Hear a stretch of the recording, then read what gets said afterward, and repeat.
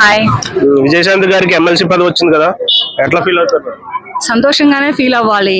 ఎందుకనంటే ఆవిడ సినిమాల నుంచి రిటైర్డ్ అయిపోయిన తర్వాత, సినిమాల నుంచి తప్పుకున్న తర్వాత కొంతవరకు రాజకీయాల్లో అనుభవం పొందారు, కొంతవరకు రాజకీయాల్లో తిరిగారు. ఒకప్పుడు కేసీఆర్ గారి పార్టీలో తిరిగారు, తర్వాత కాంగ్రెస్ పార్టీలో తిరిగారు, ఇప్పుడు కాంగ్రెస్ పార్టీలో మొన్న కూడా ఎలక్షన్లలో తిరిగి ప్రచారం చేశారు. కనుక తన వరకు తనకి కొంచెం ఎమ్మెల్సీ పదవి ఇవ్వడం కరెక్టే, న్యాయంగానే ఉంది.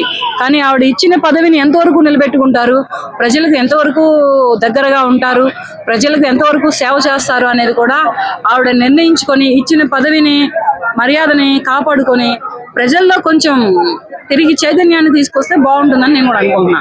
ఎందుకంటే ప్రచారానికి ఎలా తిరిగి బిఫోర్ ఎలక్షన్ గురించి ప్రచారానికి ఎలా తిరిగి మన్ననలు పొందారో, అలాగే ఇప్పుడు ఎమ్మెల్సీ పదవి అందుకున్నటువంటి విజయశాంతి గారు కూడా ఇప్పుడు ప్రజల్లో తిరిగి ప్రజలకి ఏం కావాలో ఆవిడకి పట్టం కట్టినటువంటి ఎమ్మెల్సీ పదవిని ప్రజలు పట్టం కట్టారు, ప్లస్ రాజకీయ నాయకులు కూడా పట్టం కట్టారు.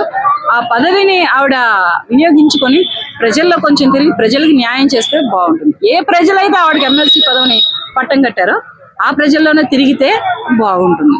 వ్యక్తిగతంగా విజయశాంతి మీద మీ అభిప్రాయం ఏంటి? ఒక మంచి వ్యక్తి, ఒకప్పటి మంచి హీరోయిన్. చెడు అభిప్రాయం అంటూ ఏమీ లేదు, మంచి అభిప్రాయమే ఉంది. మంచి మనిషి, రాజకీయాల్లో కూడా ఒకప్పుడు పోరాటం చేసినటువంటి మంచి వ్యక్తి. తన గురించి అంతా చెడుగా చెప్పుకోవడానికి ఏం లేదు. చాలా గుడ్ ఉమెన్.